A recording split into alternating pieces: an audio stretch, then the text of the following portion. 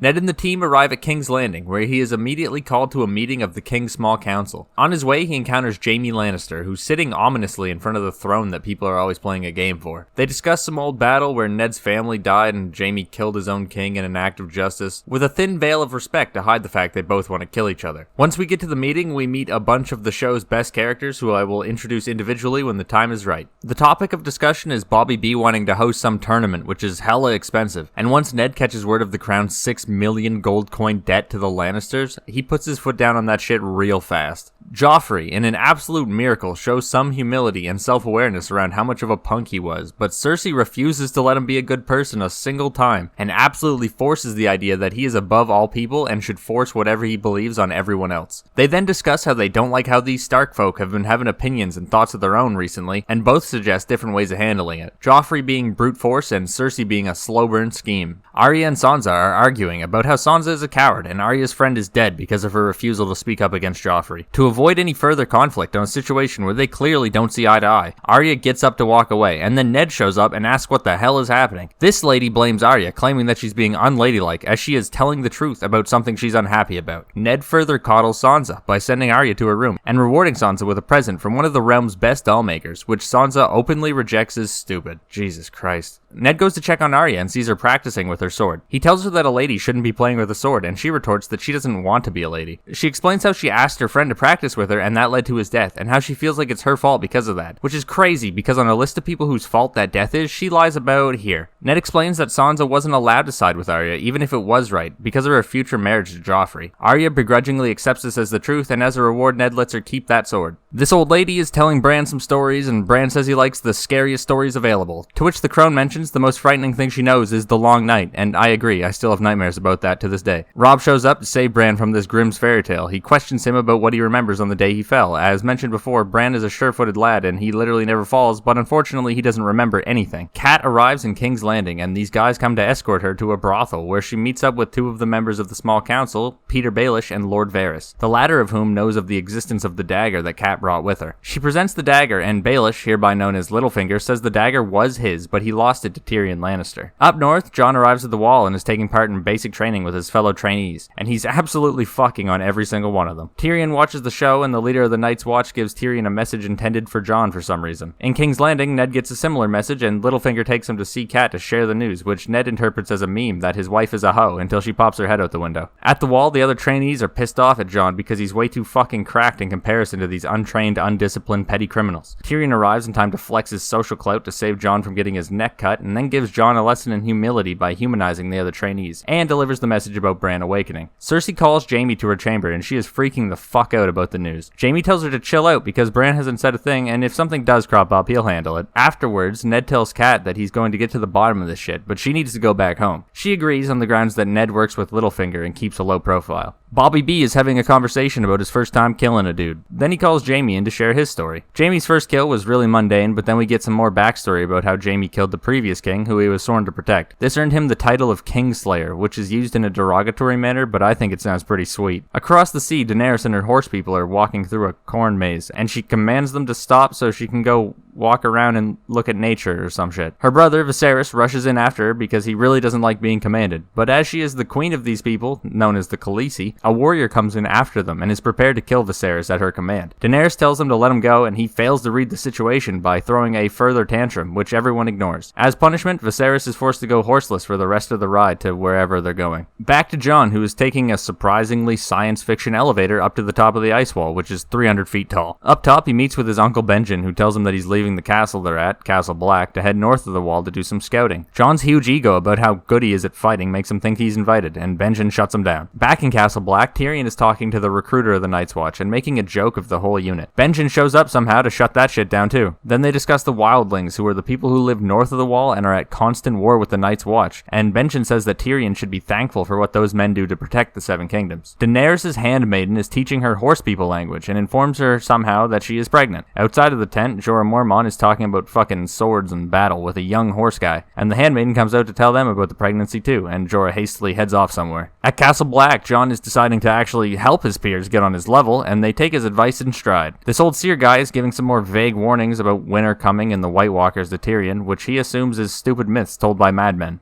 The Lord Commander reaffirms that shit has been crazy lately, and they need help at the wall, pleading with Tyrion to have his sister, the Queen, send some aid in some form. Daenerys tells Drogo the news about the baby, and he's pretty happy about it. Atop the wall, Tyrion is taking a piss off the side of it, literally just so he can tell people that he did. And then Jon arrives to say his farewells. Afterwards, they shake hands, which I mean, like, come on, Jon, like, you didn't even wash them, man. That's fucking gross. And finally, in King's Landing, Arya is getting actual sword lessons from a master swordsman who uses an unorthodox style from across the sea. Unsurprisingly, she gets stunted on, but everybody starts somewhere. Ned watches on this training, proud of his daughter for a moment, but then quickly falls into PTSD from the battles he's seen.